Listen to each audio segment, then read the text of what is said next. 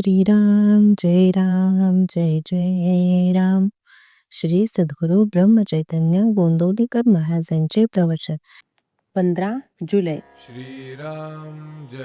तळमळ लागल्यावर गुरुभेट निश्चित. काय करावे हे मनुष्याला कळते, पण त्याचे मन त्याला आवरत नाही. विषयाचा उपभोग घेताना आपले मन त्यामध्ये रंगून जाते आणि त्याचे सुख दुःख निस्तरताना मात्र आपली भ्रमिष्ठासारखी चित्तवृत्ती होते. आपल्याला झालेला भ्रम नाहीसा करायला 3 गोष्टी आवश्यक आहेत.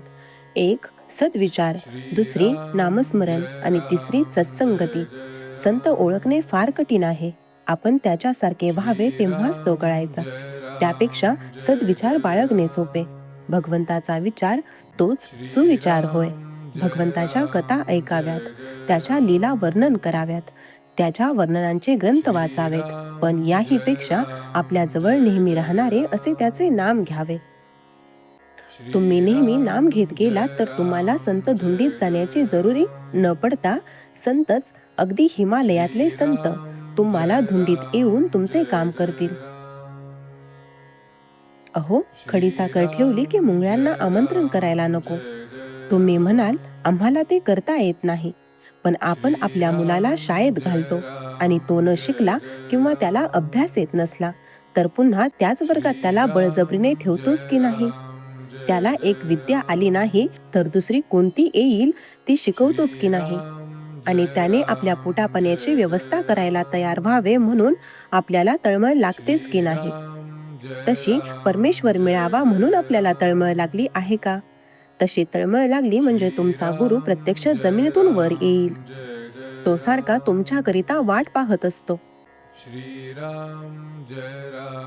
आई मुलाची फार तर 1 जन्मापर्यंत म्हणजे देह आहे तोपर्यंतच काळजी करेल, पण गुरु हा जन्मोजन्मी तुमची काळजी घ्यायला तयार आहे. त्याला देह नसला तरी तो नाही असे समजू नका.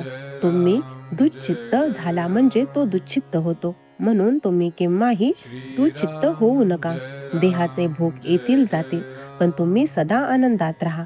तुम्हाला आता काही करणे उरले आहे असे मानू नका.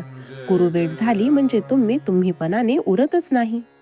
मात्र गुरुला अनन्य शरण जा. एक शिष्य मला भेटला तेव्हा तो आनंदाने नाचू लागला.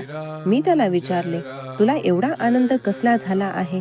त्यावर तो म्हणाला, मला आता आनंदाशिवाय काही उरलेच नाही, कारण मला आज गुरु भेटले. जो असा झाला त्यालाच खरी गुरुची भेट झाली. तुम्ही गुरुला अनन्य शरण जा, म्हणजे तुम्ही आणखी काही करण्याची जरुरी नाही. भगवंताची तळमळ हा साधकपणाचा प्राण आहे. श्रीराम जय राम जय जय राम. श्रीराम जय राम जय जय राम. श्रीराम जय राम जय जय राम. श्रीराम जय राम जय जय राम. श्रीराम जय राम जय जय राम. श्रीराम जय राम जय जय राम. श्रीराम जय राम जय जय राम.